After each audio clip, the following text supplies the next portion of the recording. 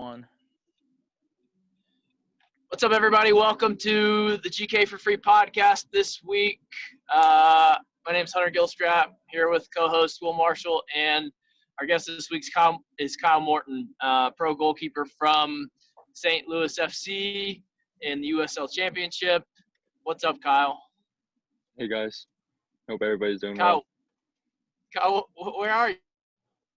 I'm in the car. Now, man? Toby Adewale is having a Well, you're not driving. lunch. No, I'm sitting in my parking lot, so I'm good to go. It's all right. 2 out of 3 from the car. I'm in my garage, so. Okay. I'm technically not sitting still, but got my eyes on the road, 2 hands on the wheel most of the time. Yeah, it's all At least good. as much as always. And like always, there will be Will knows the drill. There will be 2 or 3 times on the drive where I disappear and then come back. So I'll just let you guys, take the wheel. He's just going to freeze. During that time. We'll figure it out. Yeah, we'll be fine.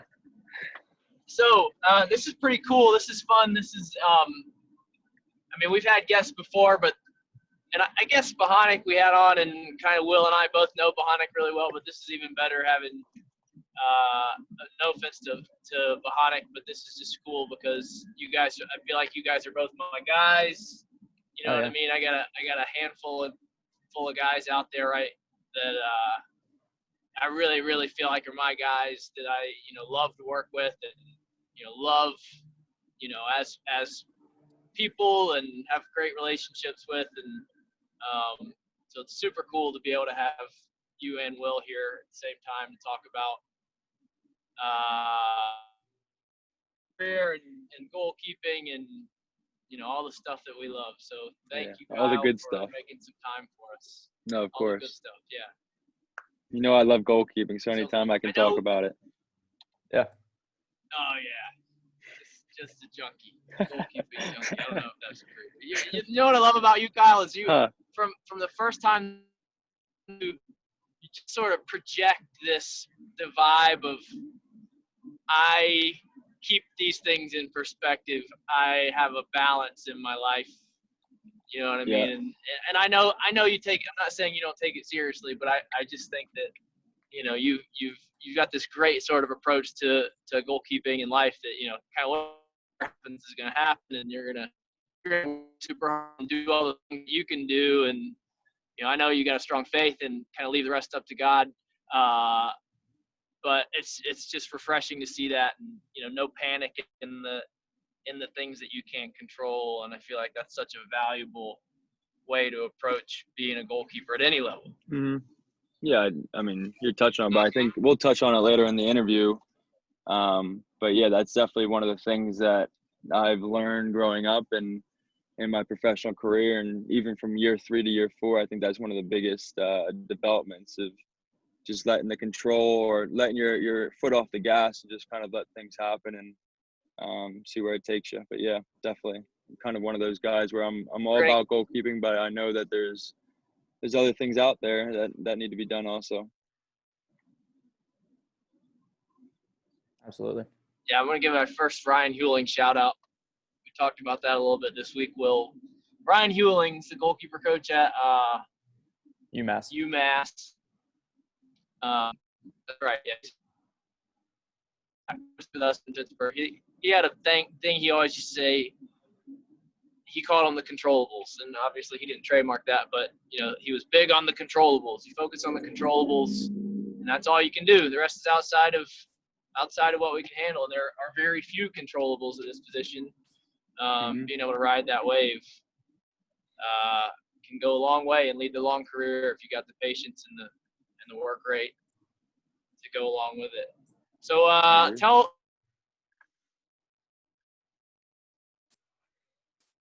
Your journey. Give us the 5-minute Kyle Morton story. Yeah, the 5-minute Kyle story. So bringing it way back. I'm from Westchester, PA, so just outside Philadelphia. Lived there my entire life. Played club soccer in that area growing up. Always on a top 10 team nationally in club ball before academy started. When academy started, I went to college. Didn't have too many options going into college. I think my high school grades probably affected that a little bit, but at the same time, coaches were still after me. And like I said, like the control part, and just kind of let it happen. Didn't really reach out to people, and just thought if somebody wanted me, I'll fit into their system. And turned out Coach Foley, Tom Foley, who's up in Boston now, saw me playing in the Bethesda tournament, and just ended up working where it was one of those schools where I wanted to go to, a great school, and one of those places where I could probably go in as a freshman and at least compete for playing time. Is I did not want to go anywhere where I had to sit on the bench for 1 or 2 years. I wanted to develop as soon as possible. And I think we always talk about it. Goalkeepers are only judged off off games. And the more games you can play, the better you'll get. So that played into it. So then fast forward to my end of senior year in 2016, wasn't really getting much looks. I was third team all CAA for 3 years. My brother made first team all CAA that year, so I'm sure that hurt my draft stock. But it's all politics, and one of those things where people get caught up in it. Yeah, I mean, it's just I think he even knew that he didn't really deserve it, but that's just how American soccer is, and one of those things where you got to look past and just got to keep moving on. Then just starting to look for the professional game and reaching out to agents. And honestly, I called 3 agents, and all 3 said, no, we're not looking for anybody like you. So I said, all right. So then one thing leads to another, and I get a phone call or an email from Bob Lilly in Rochester at the time, when I was sitting on my phone in Denmark, and then come back and go on trial with Bob and all that good stuff. And ended up playing in Rochester, but only played 1 Open Cup game, was a number 3 there my first year. And then that team folded, and I'm looking for a team, and nobody's really looking at me. Maybe Richmond Kickers I can remember, and that was really the only other option. And I just had one of those days where you're like, you know what, why not I just call Bob and see what happens.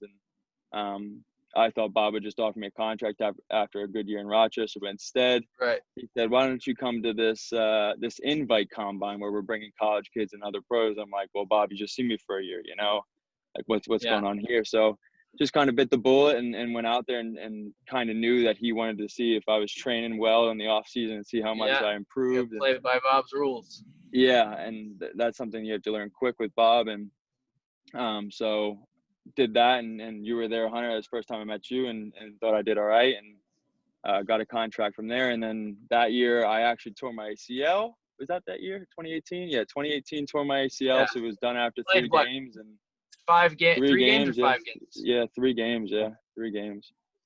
And then, just the next year, just had my first year back from ACL and struggled for the first bit. And I think compared to where I'm at now, I think I'd struggled the whole year.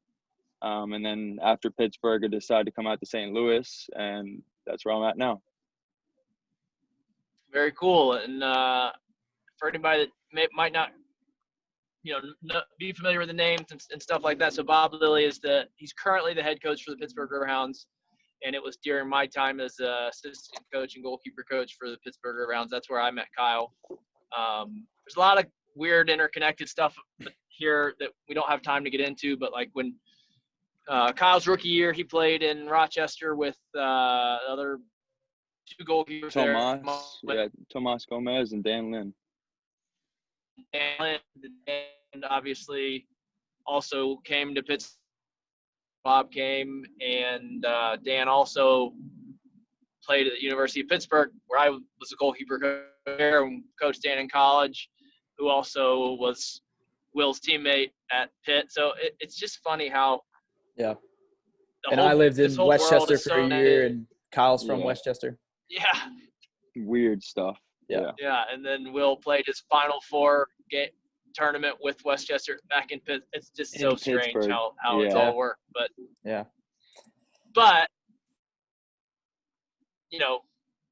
that's how I got to know Kyle, and I got to coach Kyle for 2 years while he was the 2 years that he was, or 2 years, 2 years that he was there. 1.5 years, 1.5, Yeah.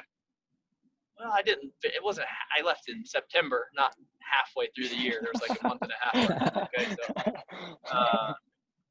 but anyway, so we'll get into a little bit more of that in a second. But Will, what are you gonna? You got something now for Kyle? Go ahead. Oh yeah. So Kyle, you've had a great season so far that built off a very solid season last year. What do you attribute your growth to? What do you attribute your growth and consistency in this season? Yeah, I think it's a multiple things that kind of came together for me this year, and I think after last year I wasn't as explosive as I needed to be, and I know me and Hunter worked on that a bunch of being in the right set position. But if you're losing athleticism, then the set position really isn't going to work for you. So I honestly, in the offseason, just focused on becoming a better athlete and just playing basketball and tennis when I could, when it was a nice day, and just working out a lot. And I lost 30 pounds. I was 210 pounds at the last game of the season. So the Monday after we lost to Louisville in the Eastern semis, I weighed myself. I was 210 pounds, and I had a goal weight for myself at 185 pounds. So that's roughly 25 pounds that I could lose. And going on a cruise, and you know how off season is, things get busy. And I got down for my first game for this season, I guess, against Miami in March. I was 193, and now I'm roughly anywhere from 185 to 188, and I can feel just the difference every day of that's just being that half second quicker. Yeah, just being able to be a little bit more mobile. And I think going back to your question, that is a massive factor to me, and I feel like I'm so much more springy and just a little bit better athlete overall. And that's helped me. And I've also been working with a sports performance coach out here. He's on staff, and sports psychiatrist, whatever you want to call it. But with our position and being such a psychological and mental position, I thought it was just important for me to kind of, not even if I thought it was going to work, just to see if I can get different ideas from him and see if I could bring it onto my own game and optimize. Yeah, and just I think this year the biggest game changer for me was being able to journal and reflect and constantly going back to each game and saying what worked this game and in my preparation and what didn't work. And I can feel it now where feel like I can find my mental, they call it the zone, my mental, like where I'm at my best mentally. And I feel like I've just started to touch on that and start to figure out what works and what doesn't. Goalkeeping is 90% mental, and I think I'm starting to realize that, and I think that's why a lot of goalkeepers get better with age as well. And just a long answer for a short question, but yeah, I think those are the two things: my mental skills that I've obtained, and 25 or 30 pounds of weight I lost have definitely improved my game. Yeah, that's some great discipline. Yeah, it had to be done. It had to be done. You guys are losing. I can't really hear what's going on. So sorry if I'm in. You're good. I think he's in the tunnel. If you finish. Sorry. No, you're good. You're good. We just. Did you hear any of it, Hunt? Oh no, he's out. He's out. He'll be back. He'll be back in 2 seconds. You're good. Yeah. Yeah. I know how it is with the phone. Yeah. There he is. He's in the Fort Pitt tunnel. Oh, is that you going through it? Yeah. Yeah. I figured out. I can always tell where he is now. Like we're at like the 7th episode. Just based off where it is. Yeah. Yeah. Because he goes through Fort Pitt, then he goes through Squirrel Hill, and then I can tell where he is when he's in town too. Yeah. Crazy. Because it's always weird. The same drive. Yeah. But it's crazy. Here, I'll just. Are you still coaching? You want to keep going? It's up to you, because you guys can edit this stuff, right? Yeah. Okay. I think usually we just kind of go raw, like it just is what it is. But yeah. I'm coaching. I'm back in Pittsburgh now. I don't know if you knew that. No, I knew that. Yeah, I knew that. Yeah. So I'm at Highmark twice a week, and then do Marshall Fitness, and then. Yeah, bro, you've done well. I've seen you getting kids and got like programs in and everything. Yeah, that's tough. That's a tough startup. It is, and you know what? I've had a lot of time. The pandemic honestly like kind of helped me out because I had so much time, free time, and so actually Dan, we haven't really made this public knowledge yet, but Dan Lind is my first online client. Oh yeah. Yeah, he's trying to put on some pounds, and so he's been going at it for about a week and a half now, and he's up 6 pounds. Jeez. Yeah, I got him on some hypertrophy. He's been eating. He's like 3,200 calories a day, 240 grams of protein. He's going, and he's into it too. It's awesome. He's crushing. I love it. That's awesome. So I missed. Sorry guys, I missed the end of it where you were talking about you're really talking about the mental side of it and your preparation, your growth there. That's something that we're going to talk about soon on a completely different, like a podcast just dedicated to that. And it's just really cool to hear that that's something that you've found a new level with. Personally, for me, I only ever kind of dabbled in the visualization and affirmations and all that sort of thing, and that's probably where I saw my best years of performance, or where I really made that a priority. So I think there's just a ton there, and it's probably so underutilized by most, and a thing that I think we can get into and even find a way to give some valuable information out there.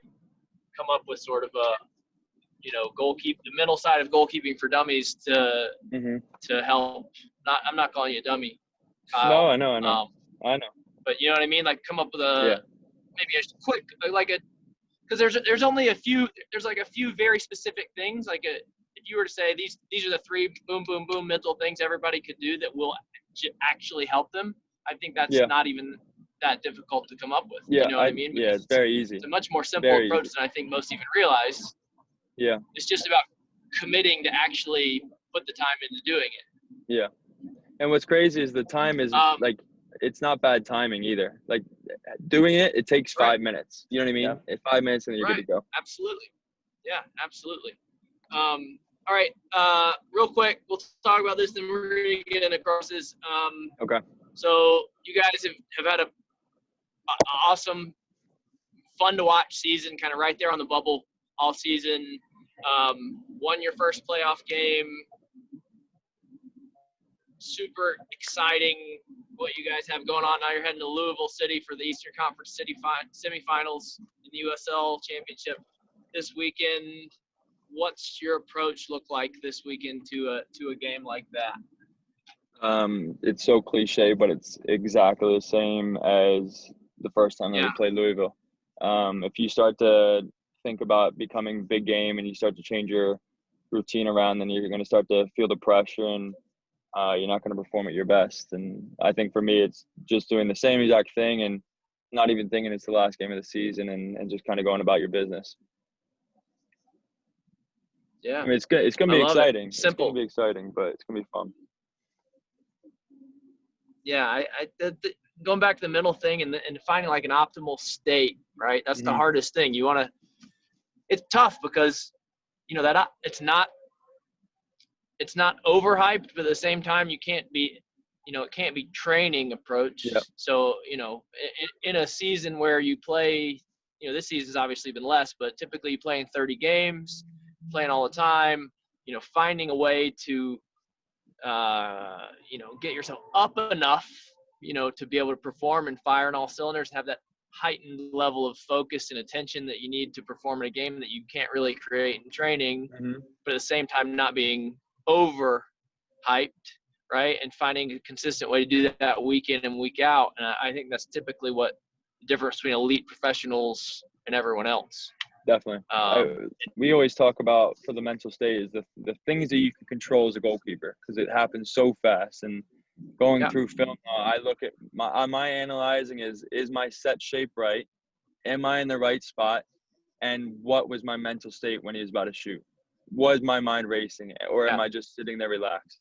And that's how I mark down my games now.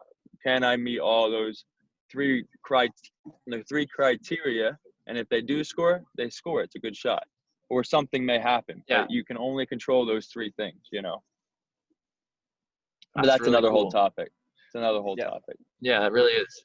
It really is. I know in the past we used to do, each week before, this is getting off topic a little bit, so we're trying to go long here, but we would do a little bit of video to sort of prime you for the opponent. Or do you still do that? You still scout the other, you still look for goals and that sort of thing? Yeah, but it's not really like a goalkeeper meeting. I almost just like what we did with the laptop and all that stuff is fantastic, and I think I would recommend that for everybody.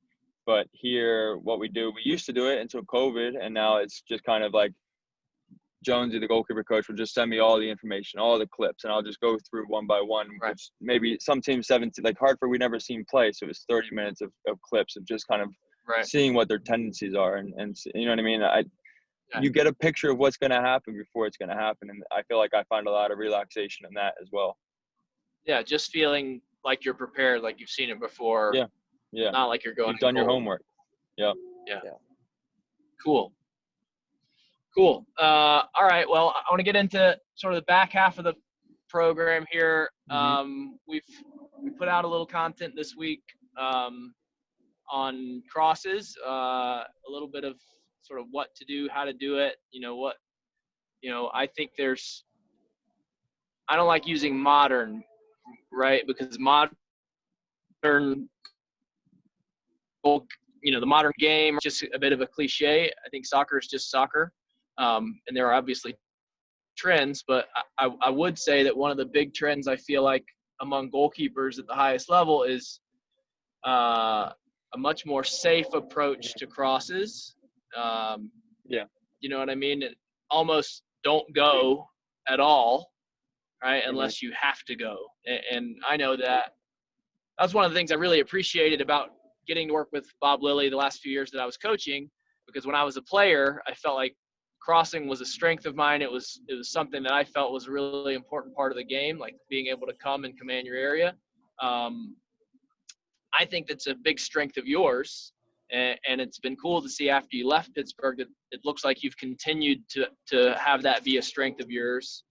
Why do you think it's important to be a goalkeeper that's comfortable coming for crosses in today's sort of pro soccer landscape? Yeah, I mean, you just kind of hit it. You don't see it too often in the modern game, especially at higher levels. And I think it's because the crosses are whipped in and they are tough plays. And it's a play where if you mess up in any regard, it could lead to a goal. But for me, why I think it's such an important part of my game is when you come out for a cross and you catch a ball, their attack is completely shut down. And I find that when you start to come out and catch crosses and make plays, next time they're about to cross the ball, they may be thinking, oh, he's now going to be coming out. I have to play in the perfect ball for my guy to get a header. And I think just talking about my game, and I still find that crossing is my strongest part of my game. And I think that's something where if coaches are watching me, I think that's something where they're like, wow, that's something different. That's how I stand out. And it's funny because you see all these corners and all the goalies that are making saves off headers from 4, 5, 6 yards out on crosses.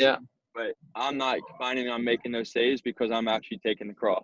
So why put yourself in a numbers game and have a less percentage of saving a reaction shot rather than just going 3 yards and catching in a crowd, you know?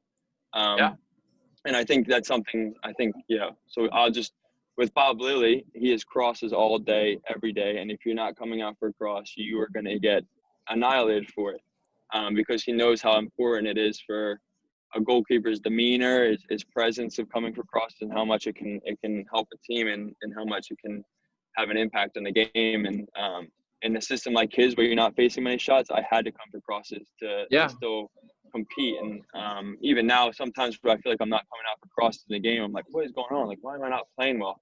But now it's not about how many crosses can I get. Now it's about the decision making of I know I can go and do all the crosses, but now is the moment right? And all those things from last year to this year of just growing and understanding where to be if there's only one forward in the box. Where's your set crossing position going to be? Because now it's going to be different. Whereas a corner, you know, just all those things that you look at and start to analyze in your game and kind of figure out that it can be your strength and continue to improve on it and make it even more of a strength. I think it's just one of those things where you have to constantly practice on it and improving your crossing game. Yeah. Stop skipping ahead and answering all the questions before we ask them to you. Yeah, I know. I'm so bad at that, aren't I? That's all right. I mean, it's fine. It's how it works. It's good. You gave us the whole picture there a little bit. But Willie, dig in a little bit more with him on some of the detail here. So would you say that crosses have always been a strength for you, like growing up even? Or is that something that's fairly new or? Yeah, it's definitely like maybe in college I'd come out for like the odd cross, but it would only be like one of those backspin, like there's a couple Floating. guys around, and it was never really you're coming out into traffic or a whipped in ball until it became with Bob. And to be honest with you, I struggled so much in Rochester. My first 3, 4, 5 months in Rochester when I was 3, I was flailing, I was flapping, I was mentally I was not able to compete because there's so much pressure of knowing Bob wanted to have a keeper come off a cross and mean just not being comfortable in that situation. But just over time, Yeah. like you get comfortable with it, you know what I mean? And then it's like anything. Yeah. I'd rather catch a cross than catch a rocket of a shot, at least a shot or the cross is gonna be a little bit less. Oh yeah. Yeah. Yeah, with me, I mean, yeah, you're right. I think I would have really appreciated the opportunity as a player to play on one of Bob's teams. That was why it was so good. That was why it was always hard. Don't get me wrong. It's a tough environment to coach in, just like it's a tough environment to play in. But in terms of getting the highest level of performance out of you as a player or coach, I think there's a lot of positive that comes out of that. And because I'm old school in that same way that I kind of think Bob's old school. But when I would even during my pro career, at least during the first half of my pro career, it was still kind of a thing for goalkeepers to come for crosses. Do you know what I mean? It's only been more recently where, and I honestly, I think it's a cop out. Yeah.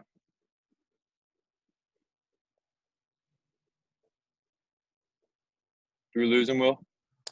I don't know yet. Maybe he might pop out and pop back in again, but I got a good point for him too. I got a good point. I think you can train those situations, and yeah, I disagree with that. So I'm happy.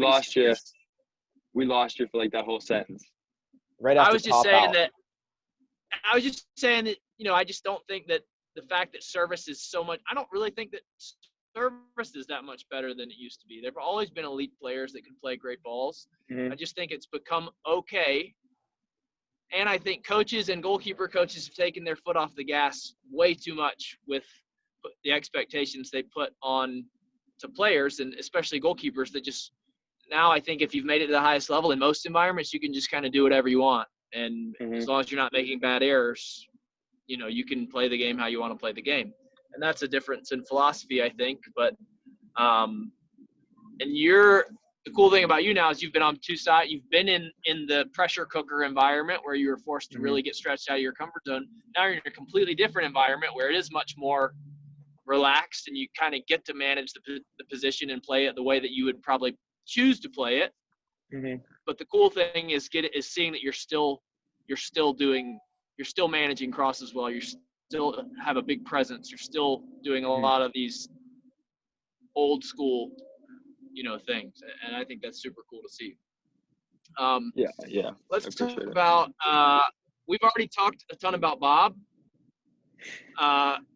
Real quick, this is not on the sheet, and you're probably gonna lose again. I want you to talk about starting points and starting positions, and what you think is important about them. In crosses. Okay. Yeah, and specifically to crosses.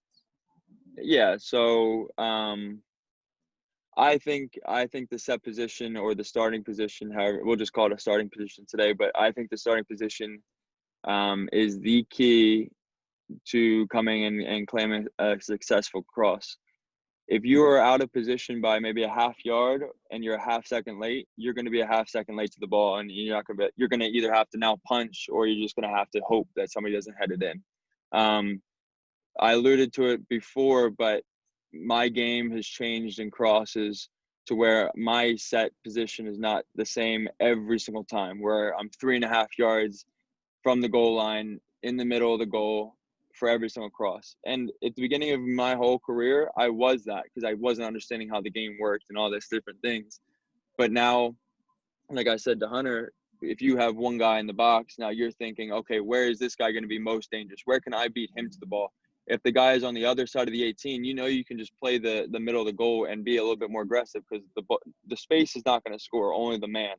I actually just had a play in Hartford where Dixon was one-on-one with Toby Adewale and the guy played in the box, but knowing that the guy was on the back post, I even stepped up higher and was just able to have that cut-through ball or cut-back ball that I was able to just come in and comfortably get because I knew where he was. I'm taking that picture beforehand in order to have my set position. So if you don't know what's going on, you're going to have a general set spot.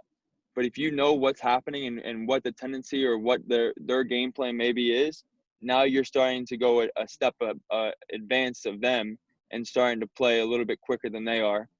And that's what happens when you are in the right spot and know where they want to go or have an idea where they could go to be most dangerous.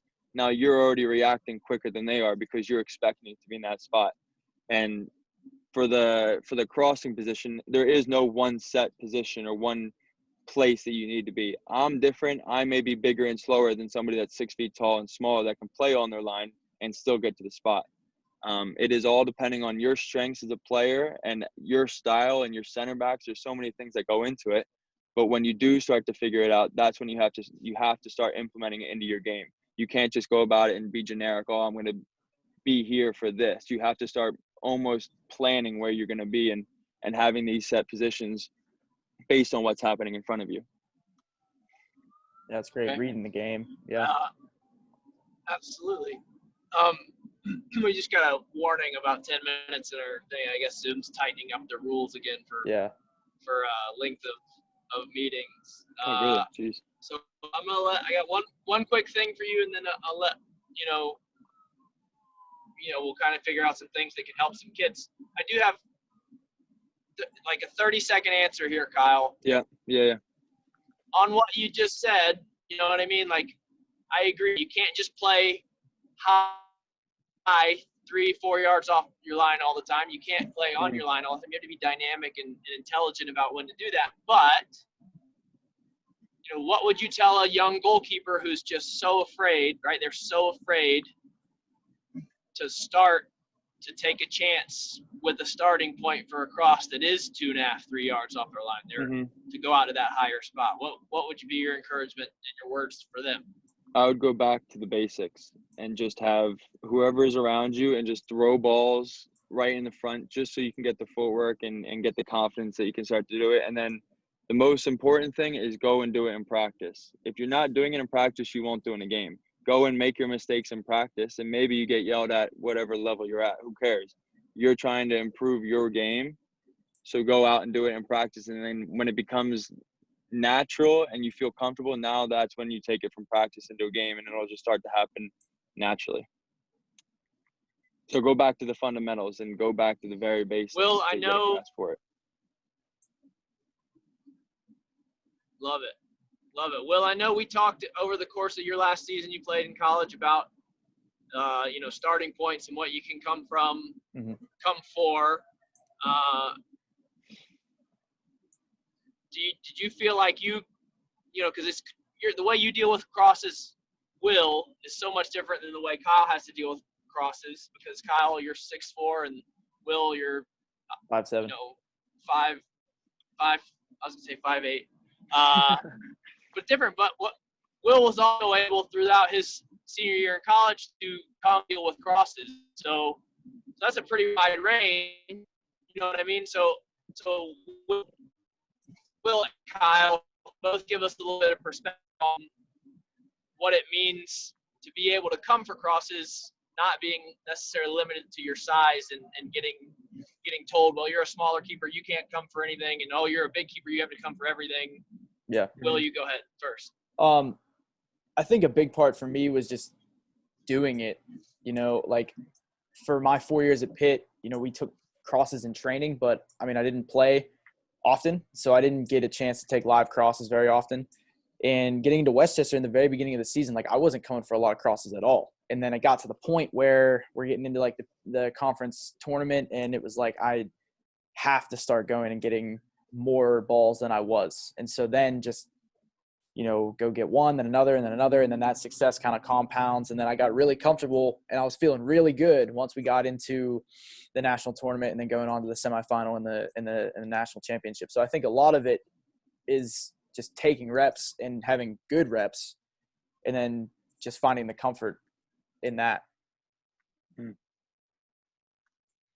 Yeah, I mean, with your question, when people say the big goal is, oh, you have to go out and get everything, I feel like I struggled that big time with Bob, but I think as you get older and you get out of that pressure situation, you start to understand, okay, yeah, I can go to this, and or maybe not go for that. But you just start to learn, like you said, the more reps you see. And Hunter, how many reps do we take in Pittsburgh? Every day there's 20 cross that we're seeing, and you just get more and more natural with it. Yeah,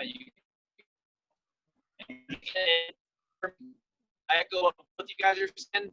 One is not about the reason I encourage a lot of the youth goalkeepers we work with to take up a higher starting point. And look, I'm saying 4 yards from your line. I'm saying your active starting point in a crossing situation, you just can't be glued to your line. So for one keeper, that might look like, a yard and a half. For another keeper, it might look like 2 yards, or it might look like 3. And it all depends on pressure of the ball and all those kind of things too.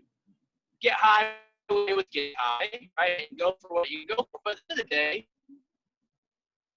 more important whether or not you go for a cross or not. So I coach higher starting points because I think they make your decision about whether to go or not to go easier, right? Because you're already a little more connected and inserted to play. It's easier to decide to go. It's also easier to so I want that to be the theme here more than play high, go for everything, because at the end of the day, it doesn't matter if this is a strength of yours or not. I think it can be a learned strength for more goalkeepers than it is now.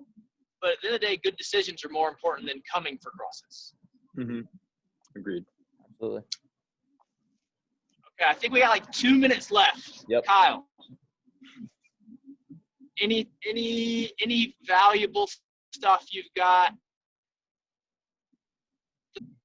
Anything you want to plug? You've got the floor. Anything. Well, fall in love with the position and fall in love with the work, because there is a ton of that. Even now at any level, I feel like goalkeepers are constantly under the microscope, and one mistake can change somebody's career. So the work that you see on Saturday is all because of the work from Monday through Friday. Don't just expect if you have a bad week of training that you're going to suddenly play well every Saturday. It just doesn't how it works. It's just Monday through Friday. If you can go about your business and do everything you need to do to perform well on Saturday, chances are you're going to perform well on Saturday. And that's what I would say. I would consistency is the key in our position. And if you're not consistent off the field, then you're not going to be consistent on the field. That's what I'll leave it with. Great point. I love it. Kyle, I love it, man. Thank you for spending some time with us today. That's been good. I love you. I wish you the best this weekend. And, hey, you and I both know the result will take care of itself. Yeah, exactly. Right? You handle what you can handle. You do your thing, and you feel good about your work. That's all you can do. Let God take the rest of it. Love it, man. You got it, guys. Baby. You got it. Love you guys. We'll see you soon, Kyle. Good luck. We'll be watching. We love you too, man. All right, Kyle. Thanks, guys. Have a good one. All right. GK4FREE out of here, guys. We'll see you. Have a great week.